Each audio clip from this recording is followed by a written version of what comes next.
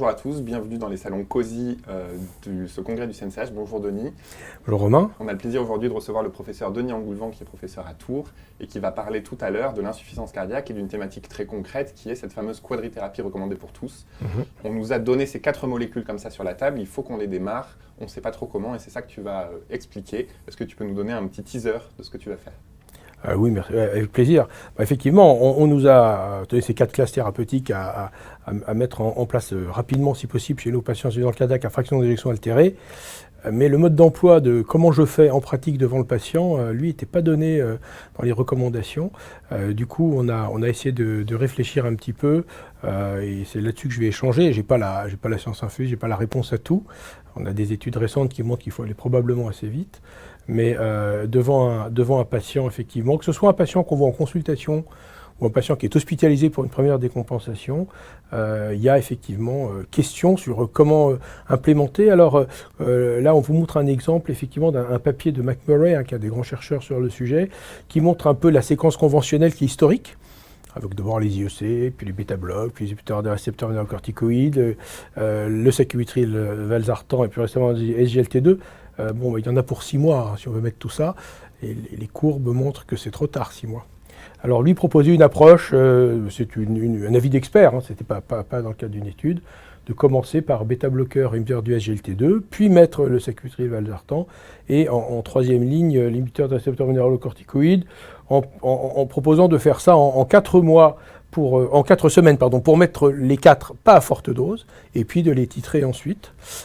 C'est une première option. Il y a d'autres possibilités ? Alors voilà, il y a d'autres approches possibles. Ça, c'est le papier de Lozano qui est assez connu. Lui, il a essayé de faire une approche finalement par scénario. Il a dit, on peut essayer de résumer le patient en fonction de sa pression artérielle. Est-ce qu'elle est plutôt basse, plutôt élevée ? On voit bien quand elle est basse, ça va compliquer certaines classes par rapport à d'autres. Est-ce que la fréquence cardiaque est plutôt élevée ou pas ? Est-ce qu'on a des problèmes d'insuffisance rénale, d'hyperkaliémie ? Et encore, si mon patient a une fibrillation atriale. Alors, il y a beaucoup de scénarios, il faut lire le papier. Ça donne des indications, c'est plutôt du bon sens.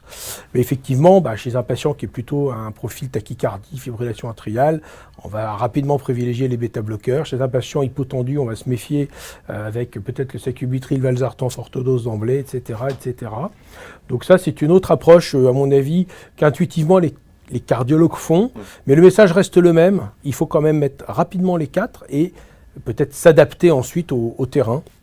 Et dans tes différentes options que tu nous proposes, est-ce qu'il y en a qui ont un meilleur pronostic ? Est-ce qu'on a des données là-dessus ?